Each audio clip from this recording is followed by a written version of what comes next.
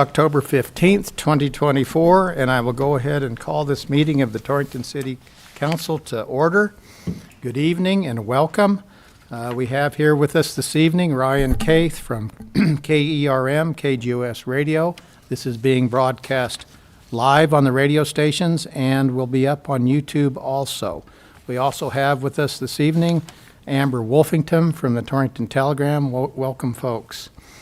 Our first order of business is the Pledge of Allegiance, and I've asked Councilman Wayne Deal to lead us in the pledge. I pledge allegiance to the flag of the United States of America and to the republic for which it stands, one nation under God, indivisible, with liberty and justice for all.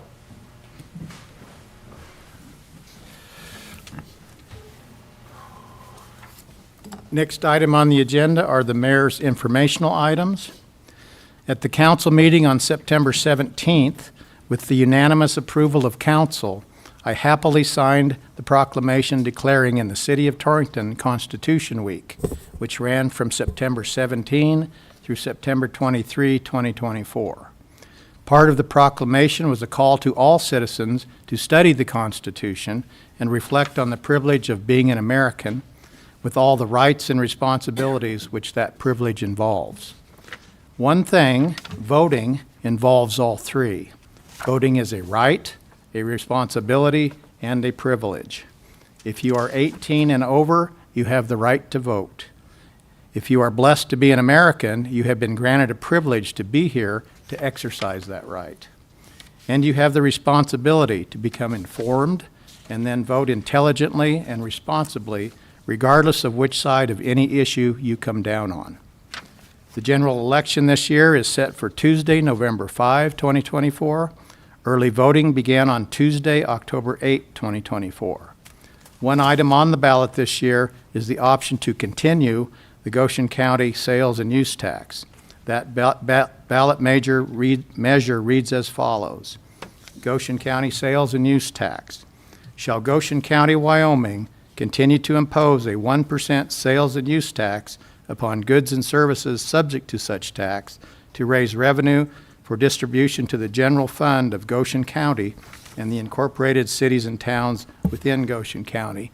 And there are two options: for the Goshen County sales and use tax and against the Goshen County sales and use tax.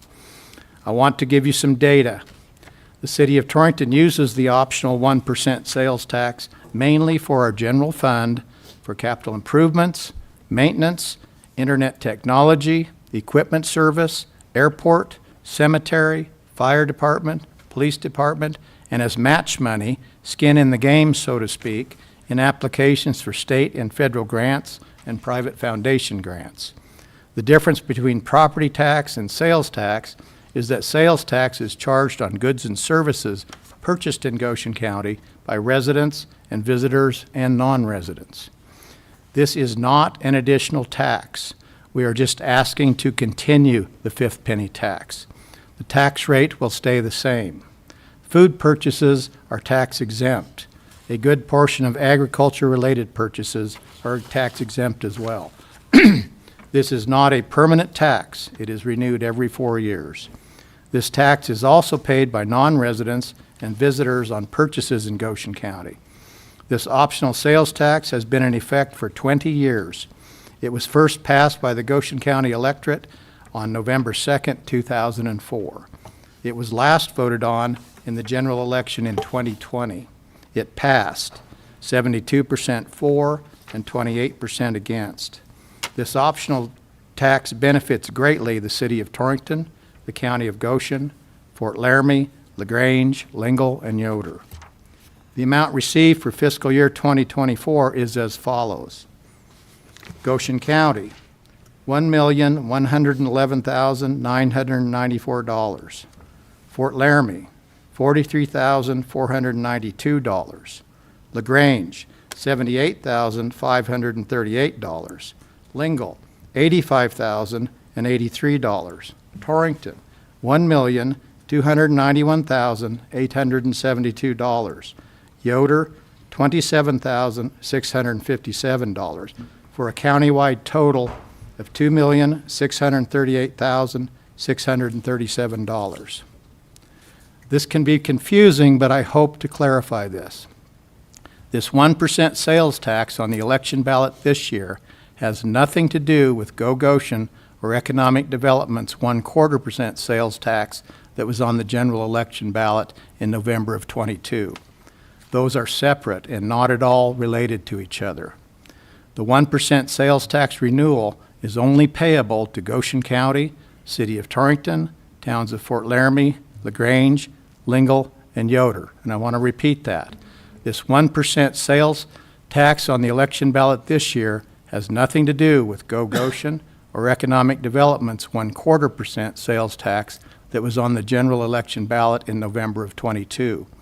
Those are separate and not at all related with each other.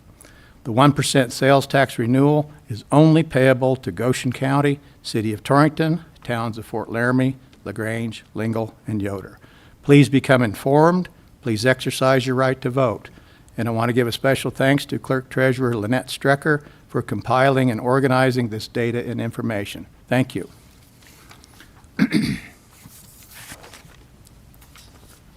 Next item on the agenda is approval of the consent agenda, which includes the minutes from the October 1st, 24 council meeting as published.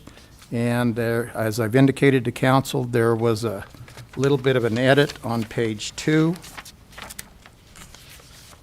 I think the 5th line down in the second full paragraph after the words Community Healthcare Foundation, that should read, but the director, instead of that she, but the director did not remember the individual's name. So with that correction on the minutes, I would entertain a motion. Mr. Mayor, I would move to approve the consent agenda with the minutes from the October 1 council meeting as published and amended. All right, I have a motion from Councilman Victorin to approve the consent agenda as presented with that editing and amendment as presented. Do I have a second? Second. Second from Councilman Kelly. Any further discussion, gentlemen? Hearing none, I'll call for a vote. All those in favor of approval of the consent agenda with the minutes as amended signify by saying aye. Aye. Any opposed signify by saying nay. Hearing no nays, the consent agenda is approved. Next item on the agenda is the approval of the agenda itself. Mr. Mayor, I would move to approve the agenda. I have a motion from Councilman Patterson to approve the agenda as presented. Do I have a second? Second. Second from Councilman Deal. Any further discussion, gentlemen? Hearing none, I'll call for vote. All those in favor of approval of the agenda signify by saying aye. Aye. Any opposed signify by saying nay. Hearing no nays, the agenda itself is approved. Next item on the agenda is what we refer to as the public forum. I don't see any sign-up sheets in front of Councilman Victorin in that black box, but I do like to explain to the public what this section of the agenda is about. This is for non-agenda items. There is a time limit of 2 minutes, and the speaker must sign up before the meeting. This is a time for the council to listen. No action will be taken. So if you are of a mind, you may sign up for that and present anything you wish to the council for 2 minutes. Next item on the agenda, item number 1, is an information item, Goshen County lodging tax education, and Mr. Scott Prussia, the Lodging Tax Board President, is here, and I would invite Mr. Prussia to come forward and present the Goshen County lodging tax. Thank you, Mayor, and thanks, Council. I think Mariah at the office sent over 2 or 3 sheets of information. Basically, what we're trying to do is first off, answer any questions about lodging tax and what we do. The lodging tax has been in place for several years. We are up for renewal this year. I think it was in 2020, the state started a 5% lodging tax. 3% of that goes to the State Office of Tourism, 2% comes back to Goshen County. That amount has historically ran about $50,000. The additional 2% tax that we're requesting support for obviously would provide an additional $50,000. So even with the 2% additional, we have a pretty limited budget. I think you'll see there was also a comparison of the different counties, and basically, you look at like Teton County or any of the counties along the interstate that pretty much get tourists coming through or people staying in their motels and Airbnbs and those type things. They kind of have a captive audience, whereas we have to kind of fight and scratch all we can to get people to stay in Torrington as opposed to just driving through. This past year, we did have a successful year. As you can see, the lodging tax was up 22.67% for our fiscal year, which ends in June. And so far for our 25 fiscal year budget, we're up about 6,000 over last year for the first 3 months. Last year, the Office of Tourism started an additional program where we were successful in getting an $80,000 grant from the Office of Tourism, which helped us we had to spend that on things that otherwise wouldn't be in our normal budget. So with that, we revised a bunch of literature to hand out to travelers, guests, and surrounding areas, and also beefed up substantially with the help of Go Goshen as we split the cost with them of tying all the tourism, economic development, chamber, all those activities into one website. And we've seen through those efforts about a 3-fold increase in traffic over the internet and on social media. So those things are beginning to pay off. Unfortunately, the Office of Tourism, that got cut back in the budget. We'll only be getting $15,000 for outside our normal efforts and outside our normal budget. So there's not much we can do, but we did accomplish a great amount. So I can tell you October's looking really good. I think we're getting guests to stay in Goshen County, and that traffic is increasing. We're seeing that in occupancy rates across the board. So we're here, or I guess I'm here, representing the Lodging Tax Board. Just ask for your support and more so answer any questions, because this is integral to our budget. And again, this is a tax not paid by Goshen County residents unless you're fighting with your spouse and you have to go to the motel at night. So this is paid by out-of-county people, and is something that goes a long ways towards us helping fund events.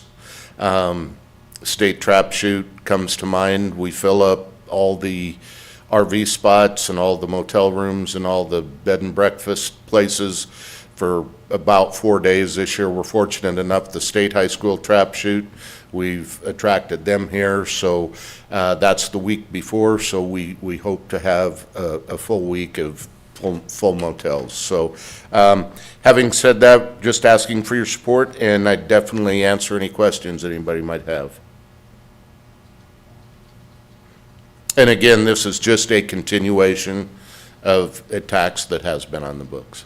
And Scott, when was this tax first passed? You know, I'm embarrassed to say I don't know for sure. Been several years, not 20 years, right? No, it hasn't been 20 years. This says 1998 Oh, it does? Okay. on this. Yeah. Okay. Maybe it has been, just, That's well over 20 years. he's referring on Oh, yeah. I'm sure that would be correct, Mariah, that the office put these together, so.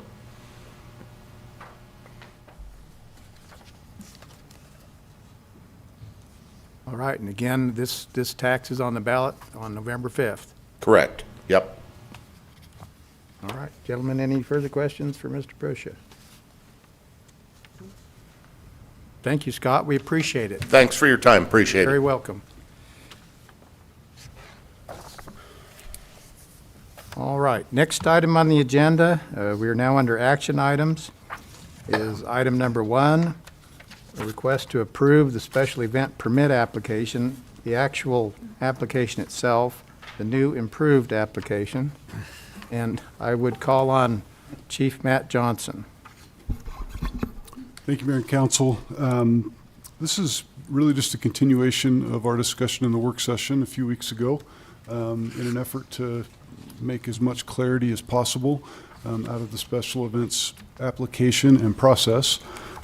If you'll note, really the big change is that we added 3 bullet points at the top to clarify what the application fee is, what the special event fee is, and what the waivers look like that might be related to that special events fee. And then just a notation for applicants that the City of Torrington does reserve the right to ask for cost sharing should there be an additional cost related to a special event.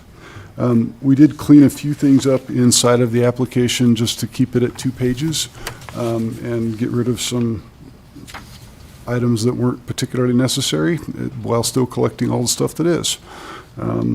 Sylvia and I have been through it, and I think it works for both her team and our team. If there's any questions I can answer, I'd sure be happy to do so. Just one question. I know that you're a team, you and Sylvia and I, and it's my understanding that it works for you because you're out in the field checking on these sorts of things, and it also works for Sylvia in the office because she's dealing with the customers at the window and taking the money and so on, and so it works for your purposes and the front office's purposes. Yes, sir. I think it provides, I mean, I think the transparency is critical on it, and I think that makes it easier for Sylvia's staff to explain and for me to explain when it gets down to kind of the nuts and bolts of putting together a special event.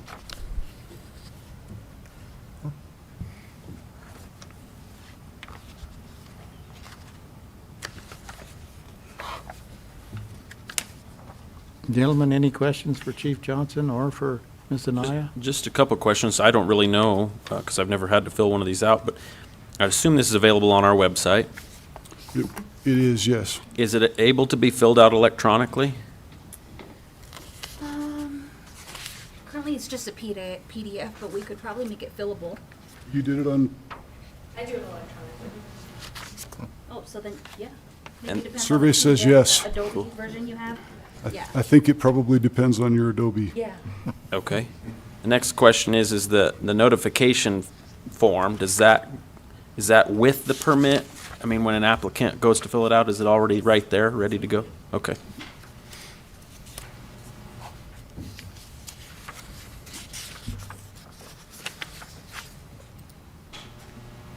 This raised a question in my mind. So if you can fill it out online, you can also pay the $40 fee online. No. No, you have to come in and You pay. could call us. Okay. You could pay over the phone with a credit card or debit card or.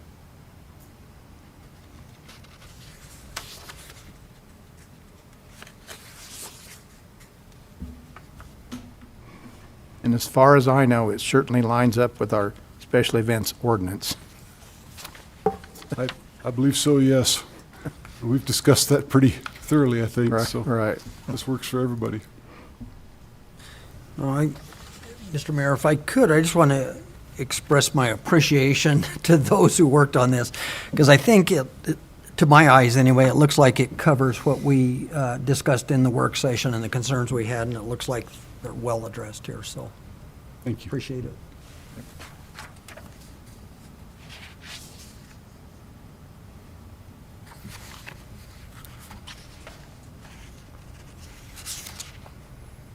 If there are further questions, I'm open to allowing them. If there aren't, I would entertain a motion to approve this form as it's presented in item number 1. Mr. Mayor, I would move to approve the form. I have a motion from Councilman Patterson in item 1 to approve the form, special event permit form as presented. Do I have a second? Second. Second from Councilman Victorin. Any further discussion? Hearing none, I'll call for a vote. All those in favor of approving the special event permit application form set forth in item 1 signify by saying aye. Aye. Any opposed signify by saying nay. Hearing no nays, the special event permit form in item 1 is approved. Next item on the agenda is a special request for a special event permit. Leanne Mattis with Go Goshen is requesting a special event permit for a trunk or treat event to be held on 10/31/24, which is Halloween, from 5 p.m. to 7 p.m. The applicant is requesting approval to close the public street on Main Street between 19th Avenue and 23rd Avenue and to have the special event permit fee waived. And I would first call on Chief Johnson. Thank you, Mayor and Council. This is annual trunk or treat. Great time for our community. There are a few changes for this year from prior years. One is that we're running just a little bit longer on the time frame. That's been a little bit of a challenge in past years to get everybody through the full circle of the block. We're usually cutting that a little bit close. We opted not to start earlier because that impacts businesses. We try not to close Main Street until 5 p.m., but we are pushing a half an hour later than we have in prior years. So the event will close Main Street at 5 p.m., we'll open at 5:30, and then we'll run all the way up till 7 p.m. For the kiddos, and then it could take up to 7:30 for the teardown. The other slight closure that we have slight difference that we have will be an extended closure on East 20th, and forgive me, I wrote 21st in my notes, and that was not my intention. The theater is going to do a special event that they want to have accessible for kiddos, so we're going to stretch that closure on East 20th out basically to the front of the theater, and we'll keep the south exit to City Lot 5 open there so that traffic can get in and out. We're also moving to host two kind of entry points, if you will, for the event.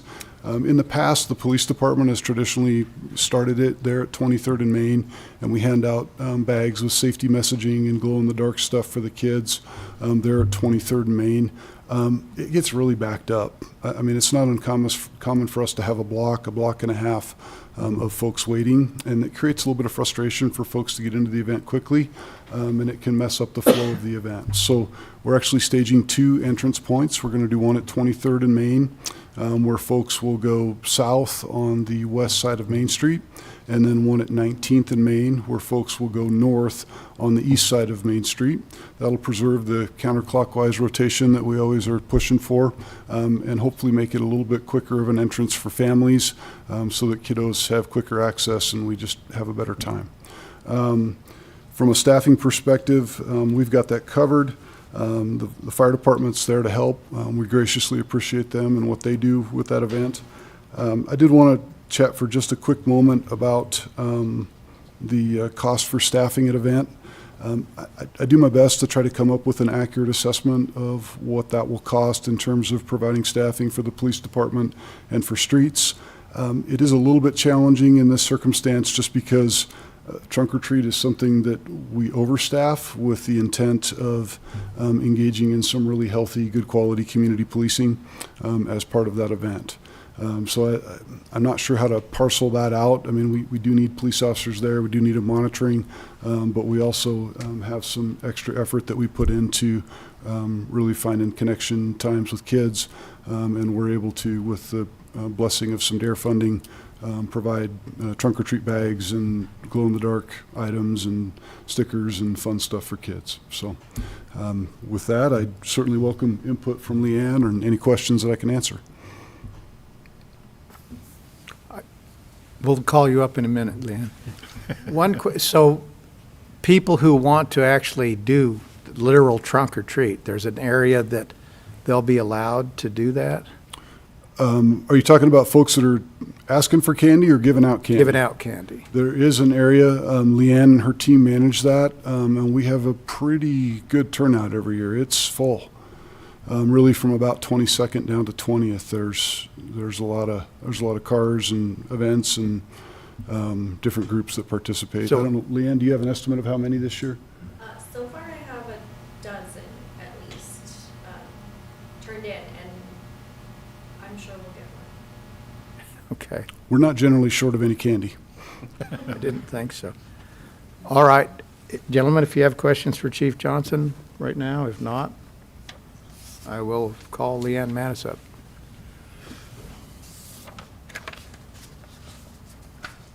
Go ahead, Ms. Mattis. Good evening, Mayor, Council. Thank you for having me. Yeah, I would just echo what Chief mentioned. Just a few changes this year, time-wise. I would venture to guess that we have anywhere between 800 to 1,000 participants, children that we have go through this event each year. So. And I feel like it just kind of keeps getting bigger and bigger, and I think that extending the time a little bit is going to help us out a little bit, and having those 2 entry points is going to be beneficial as well. So really looking forward to it. Mr. Mayor, I have a comment, if I could, as an old Torringtonite, I can tell you that I really appreciate this event. One thing I've noticed at my house is there are fewer and fewer trick-or-treaters each year, and I suspect a lot of that has to do with most of the activity downtown. I think that's real positive. As a former Torrington police sergeant from way back, Halloween used to be a nightmare for us. All officers had to be here, and between broken pumpkins and soaped windows and spray paint and probably turned over outhouses, I don't know, but all the various things that used to happen, and that doesn't really happen anymore. This is focused on the kids, the little kids, as it should be, and I just very much support this, and thank you for doing this each year. Yeah, huge thank you to our police department, of course, and fire department that really help out a lot. And you know, having a safe place for our kids to take part in these kinds of activities is really important. So, And I would also add the street department. Does they participate? absolutely. Yeah, you are correct. Thank you. We need those barriers. So.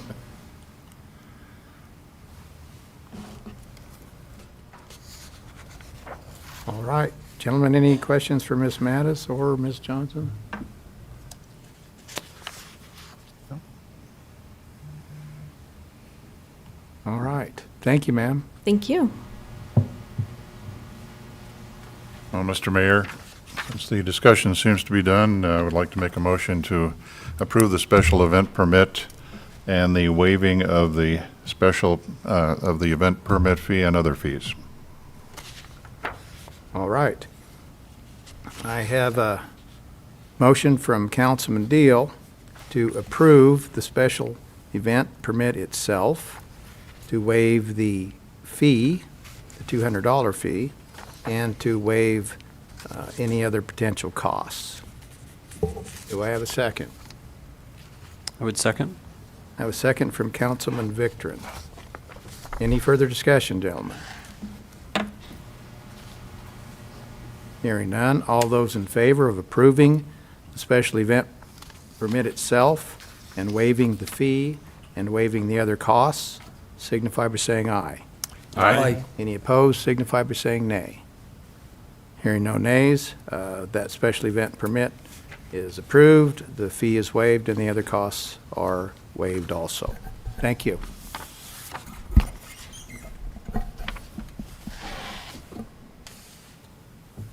All right. Council will now, we're on item number 3. Council will now leave regular session, and council will convene as a Board of Adjustment. Celine Rentas is requesting a conditional use permit to operate a commercial daycare. The property is located at 1765 West C. So on this issue, I will open this for a public hearing. First of all, I will call on Director of Public Works Harkins just to give us a little background. Thank you, Mayor and Council. The building in question will be leased from Stephanie Fisher prior to this request, Ms. Fisher was operating the same type and size of business for the last 3 years. She is now going to lease the building to a different operator. The conditional use permit does not transfer from one operator to the other operator of the business, therefore the request for a new conditional use permit for the new operator. The Planning Commission was informed of the request at their October 8th meeting and voted unanimously in support of the new conditional use permit. All right. And it's my general understanding that Torrington probably has a shortage of daycares, so an additional daycare is a good idea. I would agree. All right, gentlemen, do you have any questions for Mr. Harkins? So is the Celine Laurentis the new proprietor? Yes.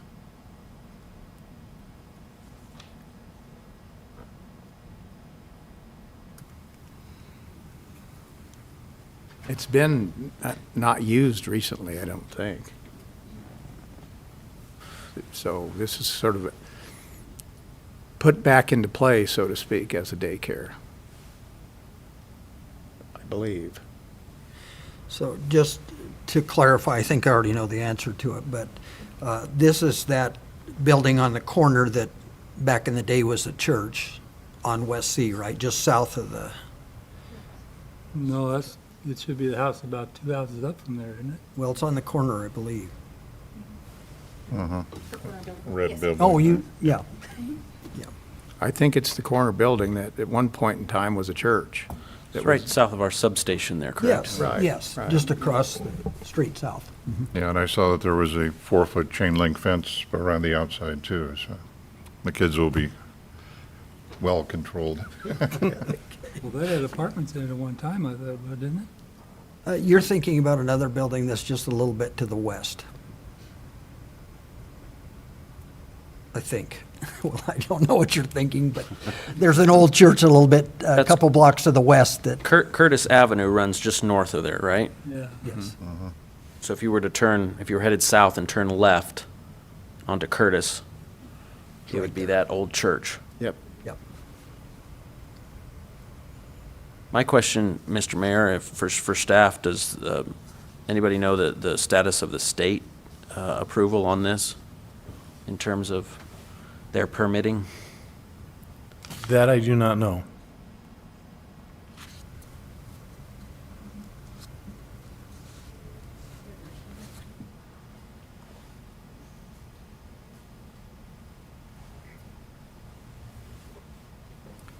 Yes, but obviously, if they don't have the permit, they shouldn't be operating. Shouldn't, yeah. BFS or whatever.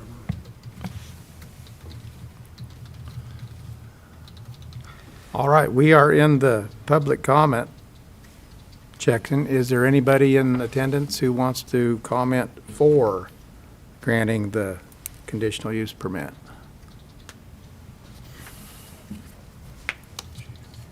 Is there anybody in attendance who wants to speak against council granting the conditional use permit?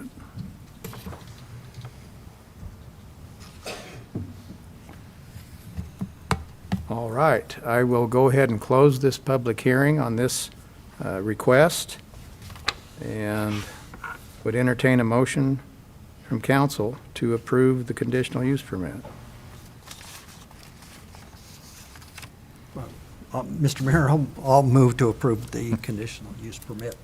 All right, I have a motion from Councilman Patterson to approve the conditional use permit for a daycare set forth in item 3A. Do I have a second? Second? Second from Councilman Deal. Do I have any further discussion, gentlemen? Hearing none, I will call for a vote. All those in favor of approving the conditional use permit for daycare set forth in item 3A signify by saying aye. Aye. Any opposed signify by saying nay. Hearing no nays, that conditional use permit is approved. We remain in Public hearing on item 3B on the second page of the agenda. City of Torrington is requesting approval of the preliminary plat, acting as the final plat for a vacation and replat of the East P Street second filing. And I would call on Director of Public Works Harkins. Thank you, Mayor and Council. As I passed out to you earlier this evening, these two long sheets of paper. The one is the original East P Street plat, and the other one is the proposed modification to that plat. This is basically just to clean up some property lines and square off the road and extend East P Street to the entrance of the city lagoons.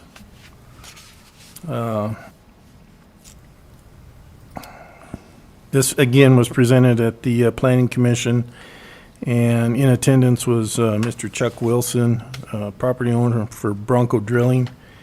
He came forward and indicated that the portion of the road that is currently platted, shown on the map, does not belong to the public, that he still owns the land.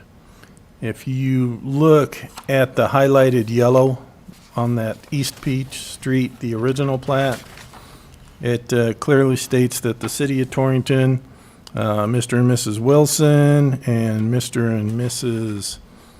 Adolfo Lozano have caused the road to be surveyed, platted, and known as East P Street, do hereby declare the road as it appears on this plat to be their free act and deed, and in accordance with their desires, do hereby dedicate East P Street to the use of the public for the purposes indicated hereon. And below you have all the signatures. So the street is deeded technically by the plat to the city for the use as a roadway. And Mr. Eddington, there's no question but that the city owns that property. None in my mind.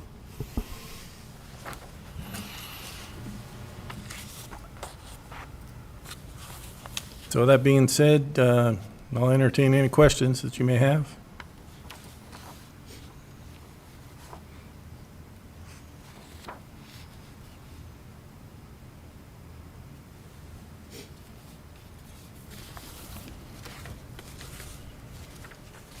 Appears to make the street straighter. Yeah, and it extends it, like we said, all the way to our lagoons, so.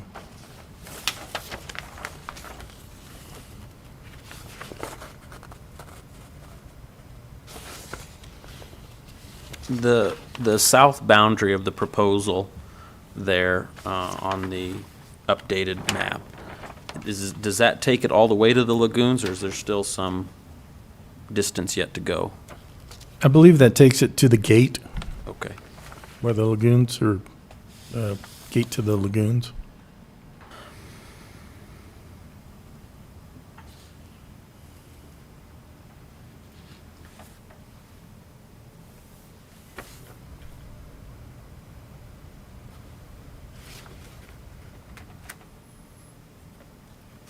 All right. If there aren't any further questions for Mr. Harkins, this is a public hearing. Is there anyone in attendance who would like to comment for council approval, approving this final plat? Is there anybody out there who would like to speak against council approving this final plat?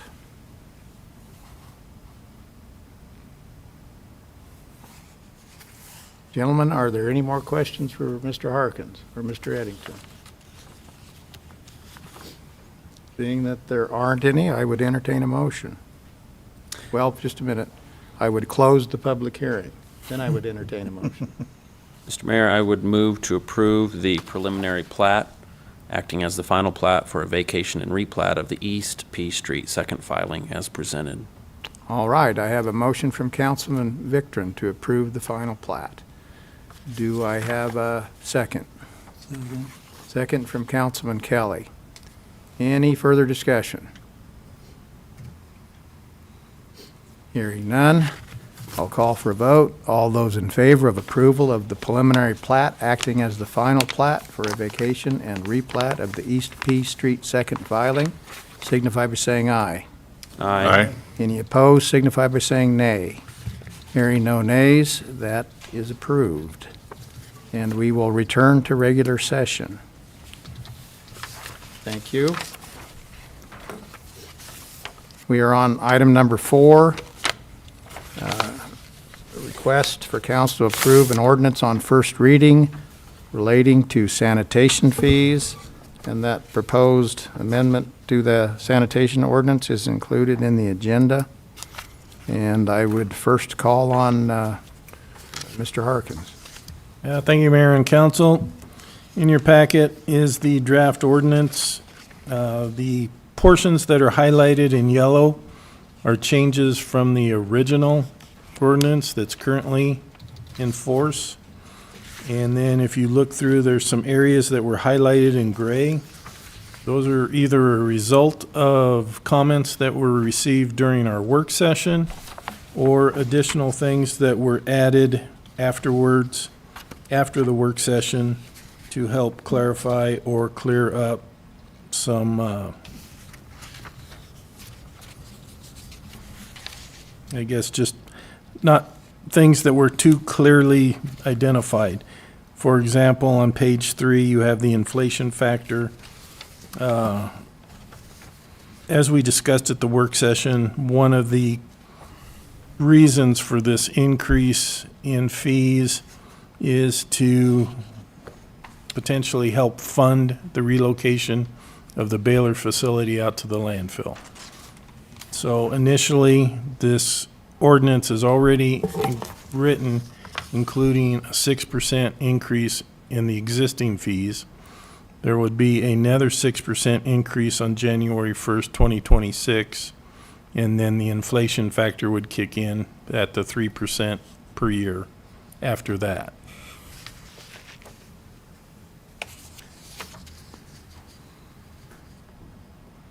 This ordinance would take effect on January 1st, 2025 if you approve it.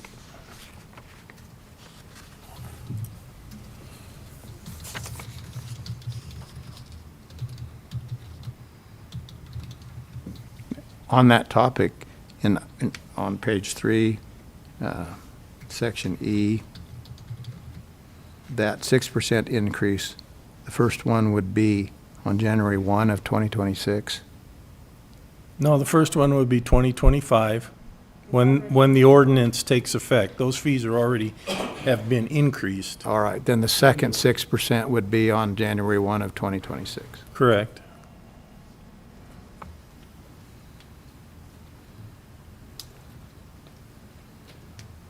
And these aren't just numbers pulled out of a hat. Explain how we came up with these numbers. Well, we have a software program called Waterworth that takes into account all our operating expenses, all our capital expenditures, and proposed projects, our equipment replacements, basically everything in the sanitation department. And we can manipulate our cost to find out how we can fund certain projects, in this particular case, the relocation of the baler facility. And it shows our capital reserves and our basically our budget that we would need to be able to fund this project.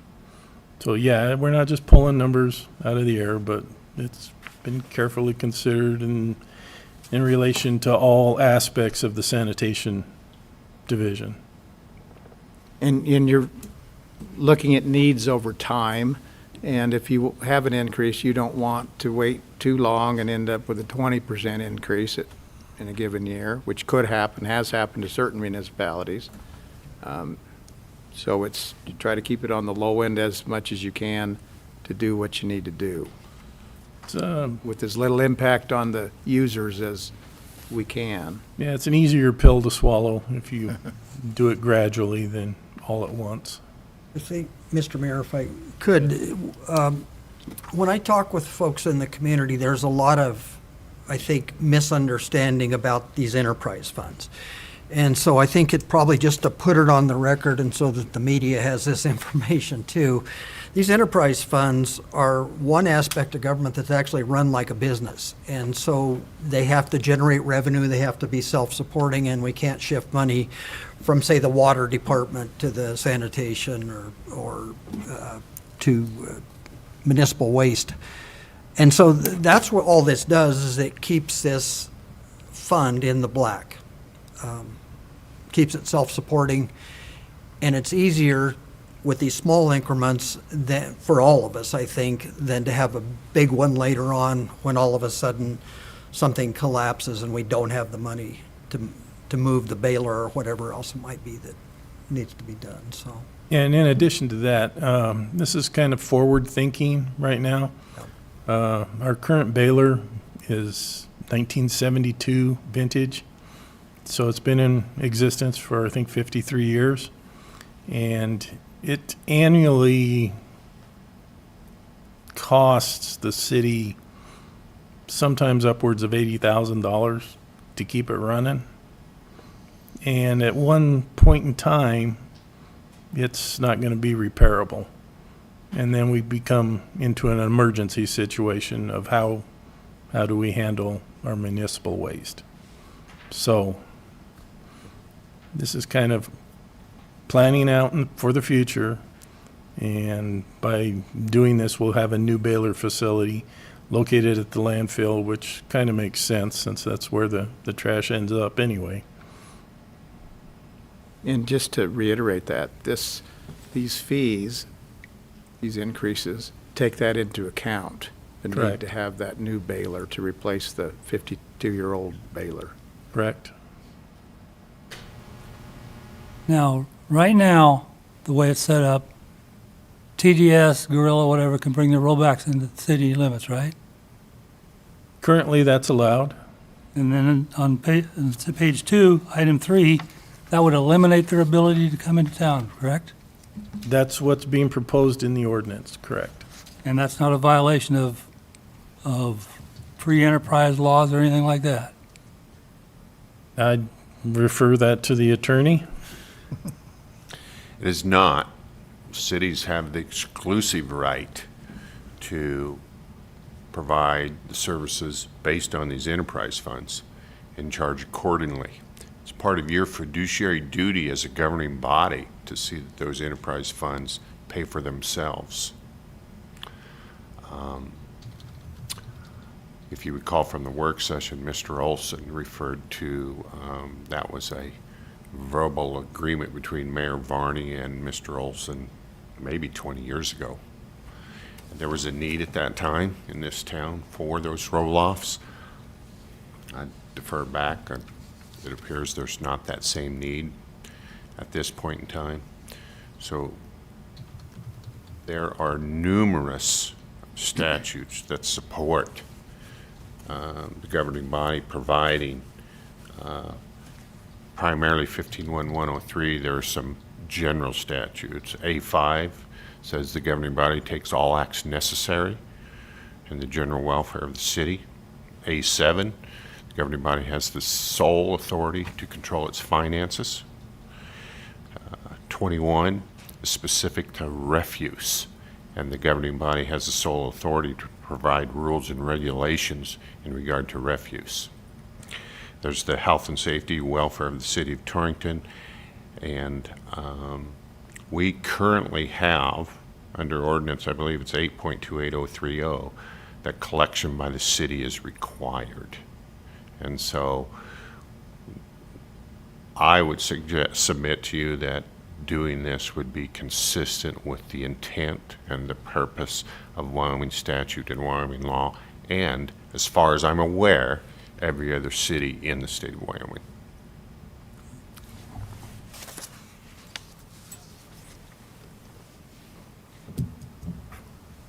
And along those lines, currently we have, the previous councils have passed budgets to purchase roll-offs and the equipment used to drop off the roll-off and pick up the roll-off and haul the contents to the landfill. So if we were to engage in competition with the private sector, we would either be outpriced or could be underpriced, is what I mean. We could be underpriced, or if we allowed them to compete, we could have very valuable men and equipment that we're not using, which is not a good use of taxpayer money either. Contrary to the intent of the enterprise funds.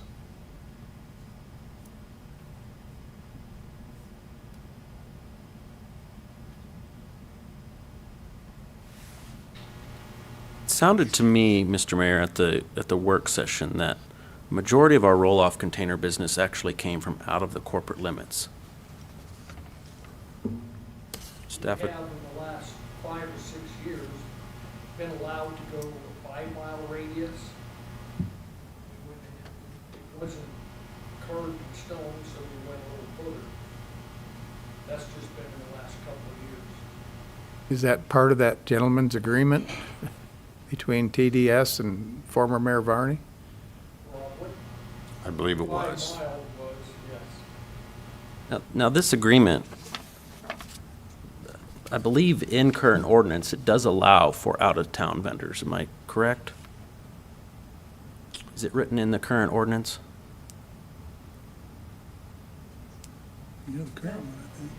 I'm not sure what ordinance you're referring to. This ordinance here? No, the current one in ordinance. effect. Current ordinance. I think it just, like Clerk Stricker was saying, that the current ordinance doesn't necessarily disallow it. And I think that was just a verbal agreement between TDS and Mayor Varney at the time.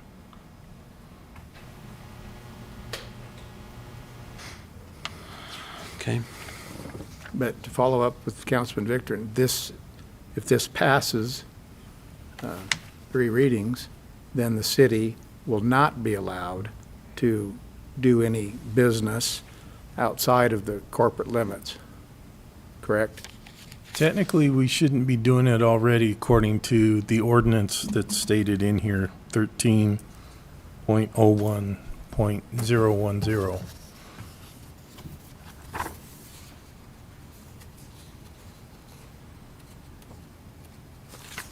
So the effect will be, the city of Torrington will not be engaging in any business outside of the corporate limits. Correct. Correct. And that would be consistent with, again, the stated purpose in the enterprise fund. Which leaves any private collection entities free to take all the business that's outside of the corporate limits. Correct. Exactly.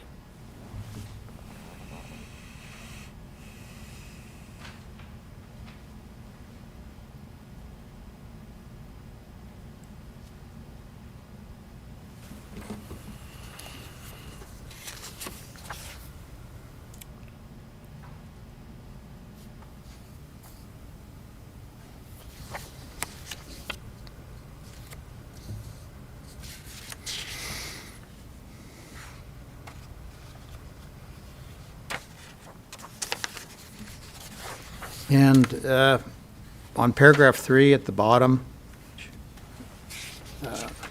or page 3, paragraph I, on tires.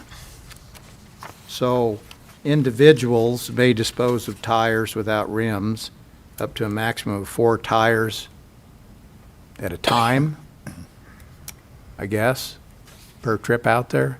Correct. Okay. For a facility fee of $9 per tire, so on. And then it has language on top of page 4, no commercial tire-related businesses will be allowed to dispose of tires at either the baler or the landfill without prior approval by Streets and Sanitation Superintendent. So a commercial business could dispose of tires in certain circumstances, depending, I guess, but that would have to be with permission of the approval of the Streets and Sanitation Superintendent. Correct. Mr. Mayor, back to my question about the other outside city vendors being allowed. And in current ordinance, ordinance 304-050, it would be subsection B, roll-off containers. Item 4, other vendors. And of course, the permissive language is may. The city may provide roll-off containers to customers outside the city limits.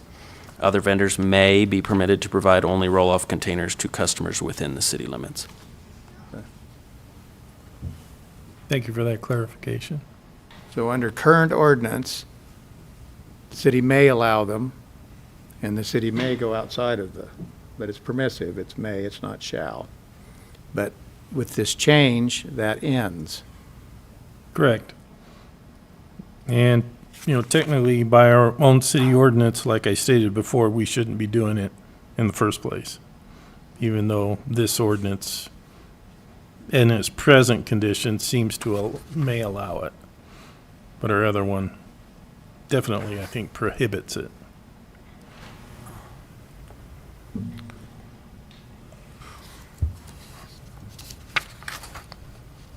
Thank you for that, Councilman Victor. You're welcome. What we're doing isn't illegal. Certainly in violation of an existing ordinance. I thought it'd be okay under what he just read on. We've got conflicting May. ordinances, it Under, sounds like. okay, I see what you're saying. Yeah, this Okay. So one. are we talking about the same ordinance number Well, here? I guess you Is- get into it, Mr. Mayor, excuse me, I didn't mean to interrupt you, Mr. No Councilman problem. Deal, but I guess you get into a debate of semantics. What is garbage? Oh, that's right. The ordinance prohibiting garbage service talks about garbage.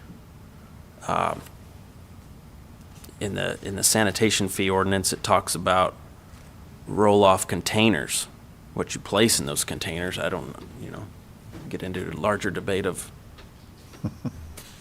garbage. If council passes this on 3 readings, this current ordinance we're discussing, then the rule in Torrington is going to be our sanitation department stays within the corporate limits. No private sanitation of any sort is allowed within the corporate limits. It's just a flat rule, right? Exactly. But the question I was asking is the ordinance number that Councilman Victorin read the same ordinance number as this ordinance? No. Or do we have conflicting ordinances here? No, it's It's the same ordinance. that we're considering now, right? Correct. It was under roll-off containers and other vendors, I believe it said. Yes, other vendors. The ordinance that staff are referencing is 1301-010.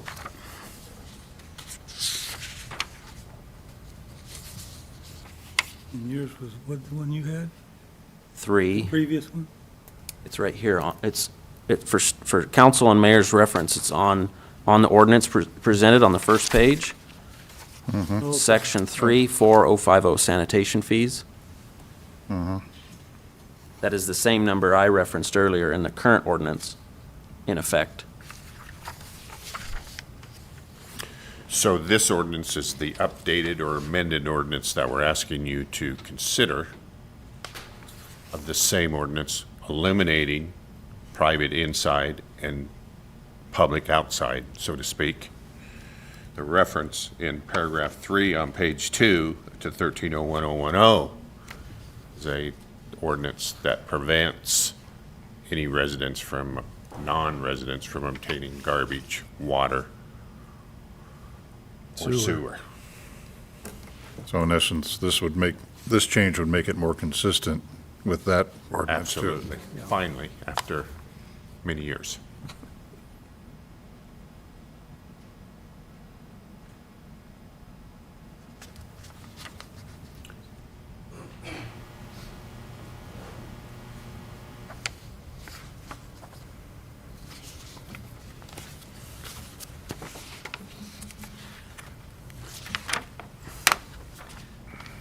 Mr. Mayor, I think it's safe to say that this bears more discussion, but with that in mind, I would move to approve it on first reading because we have 2 other readings to modify or discuss. All right.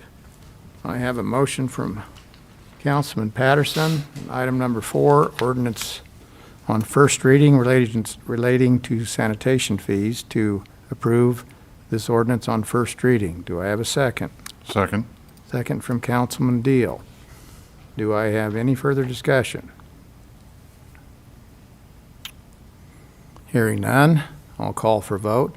All those in favor of approving on first reading this ordinance relating to sanitation fees set forth in item 4 signify by saying aye.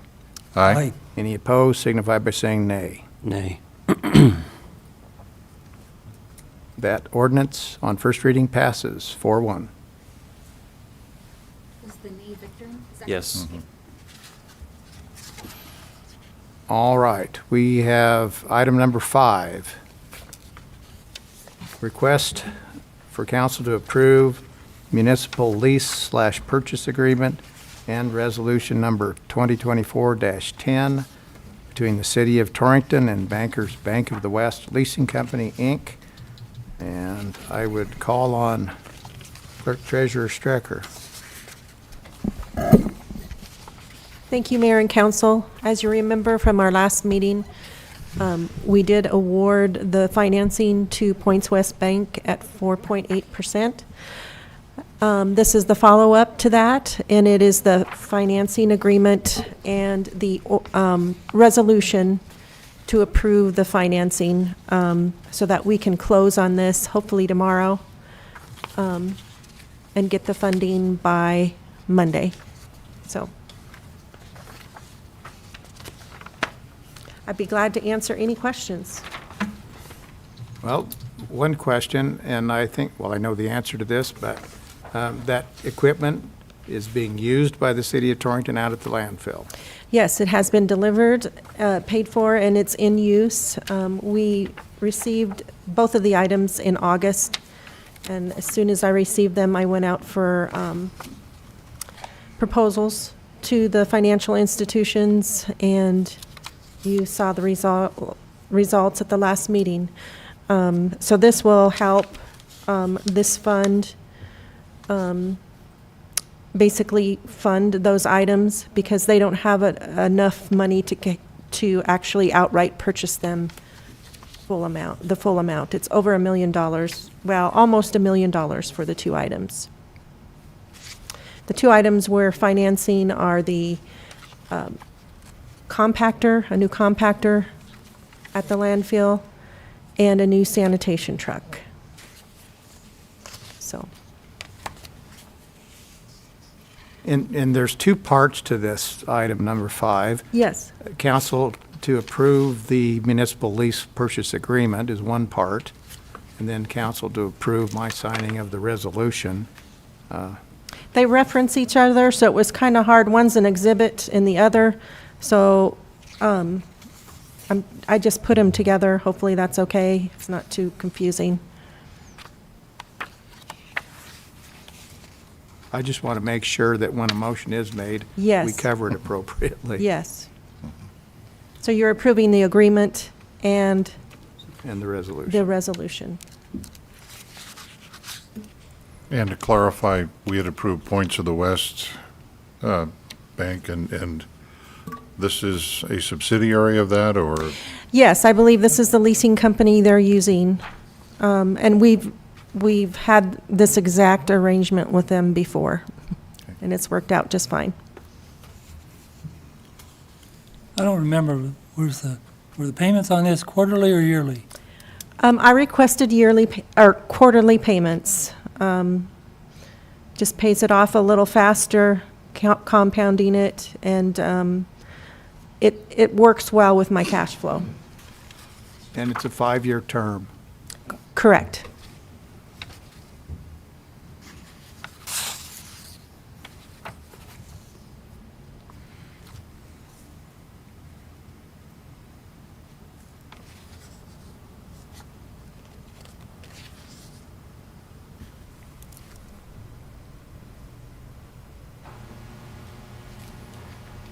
Gentlemen, any further questions for Clerk Treasurer Strecker or anyone else?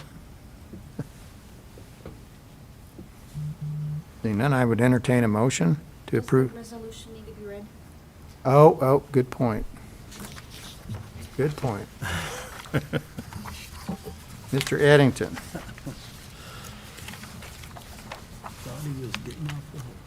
You want me to read the resolution? Please.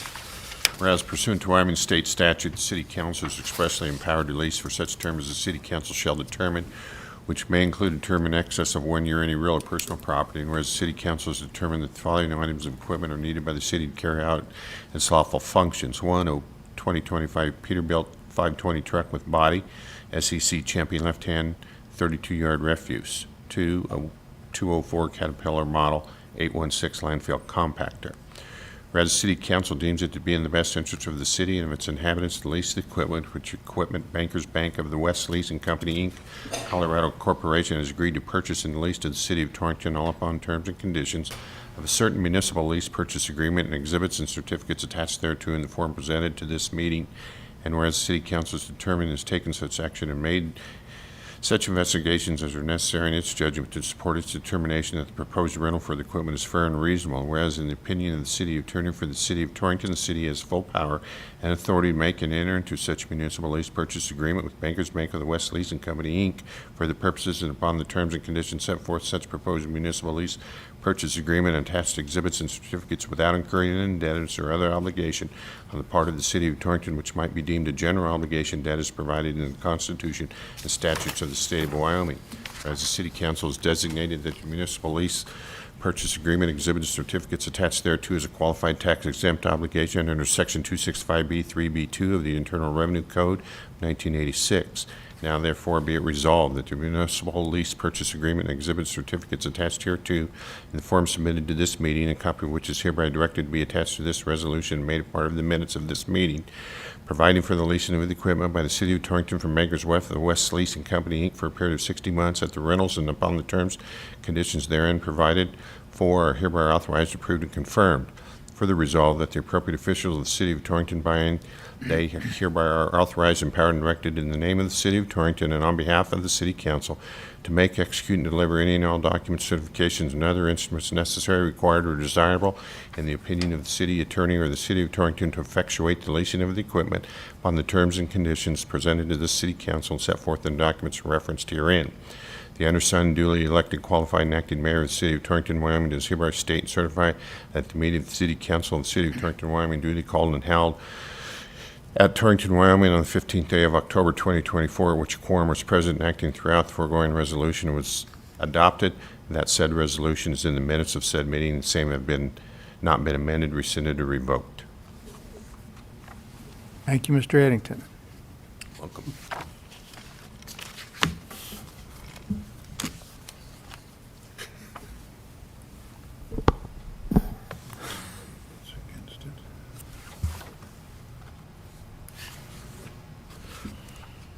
All right. Are there any further questions for Ms. Strecker or Mr. Eddington? I would entertain a motion to approve the municipal lease purchase agreement as presented and approve the resolution number 2024-10 as presented.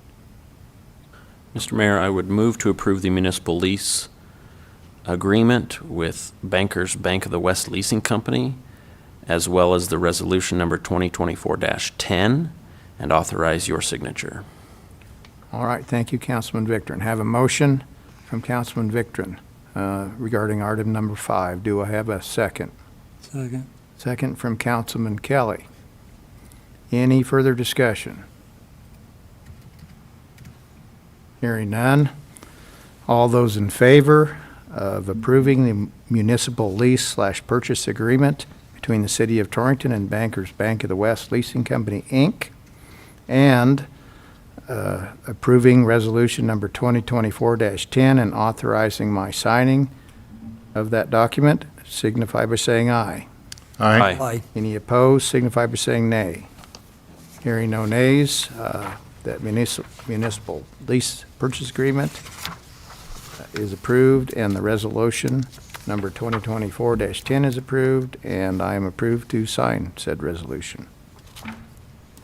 All right, next item on the agenda is item number 6, request of the approval of the bills from October 2nd, 2024 to October 15th, 2024, and I would call on Clerk Treasurer Strecker. Thank you, Mayor and Council. We'll be glad to answer any questions on either set of bills.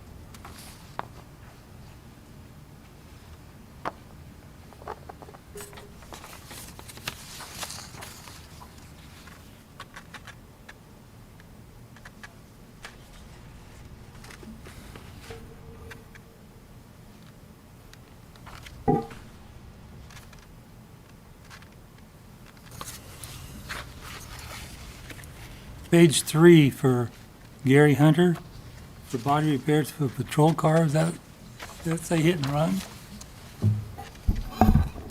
Yes, sadly, one of our patrol cars was parked in front of an officer's house several months ago, and someone clobbered it and left. They were ultimately tracked down, and hopefully we'll be paying for those repairs at some point in time. Okay.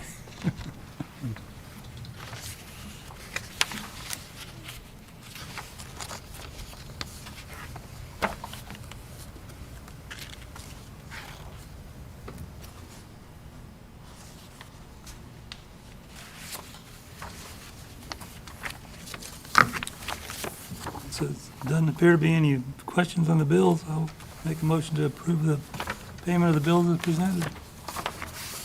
Okay, I have a motion from Councilman Kelly on item number 6 to approve payment of the bills as presented. Do I have a second? Second. Second from Councilman Deal. Any further discussion, gentlemen? Hearing none, I'll call for a vote. All those in favor in item 6 of approval of the bills from October 2nd, 24 to October 15th of 24 signify by saying aye. Aye. Any opposed signify by saying nay. Hearing no nays, the bills set forth in item 6 are approved. Next item on the agenda is public comment time. And I would first call Fire Chief Luis Correa up.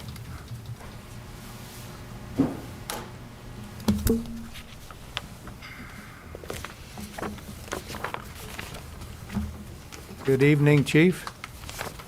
Thank you, Mayor and Council. We've been busy, I guess, in a good way with fire prevention. I believe we sent a group to Lincoln Elementary to do some stuff, and then to Valley Christian twice. As far as fire calls go, we've been pretty slow. Our main one being at the Torrington Middle School. A fire alarm went off for water flow in one of the bathrooms. But yeah, that's about all we've had. I guess on the 18th we'll be going to do a fire extinguisher training with Diversified Services. On the 18th of October. Yes, correct. Nice to be quiet. It is, yeah. Especially with as many fires and as big as the fires have been in the state, it's definitely nice to let somebody else have a turn. It looks like we're going to get some moisture toward the end of the week too, so fingers crossed. Yeah, hopefully. All right, gentlemen, any questions for Chief Correct. Thank you, Chief. Appreciate it. Thank you. All right, this is public comment time. Is there anybody out there who would like to make a public comment?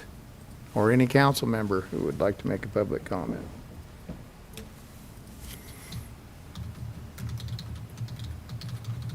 Seeing no takers, we have completed this agenda this evening, and this meeting is adjourned. Thank you, folks.